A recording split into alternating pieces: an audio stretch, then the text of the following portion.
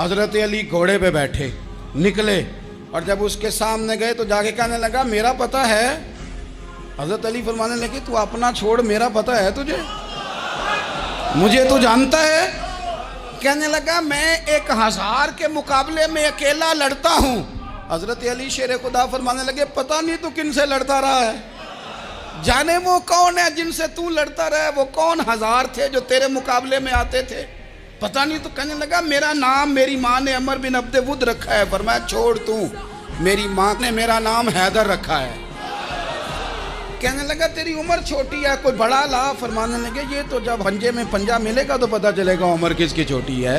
अभी तू कहानियों से मुतासर करना चाहता है, तू चाहता है कि तू प्रेशर डाले और मैं तेरी बात सुनूं, तो मुकाबले में आ, डींगे ना मार, कहानियां ना सुना। दीवारें हिलती रहती हैं और दर कांप जाता है। अली का नाम सुन के अब भी खैबर कांप जाता है।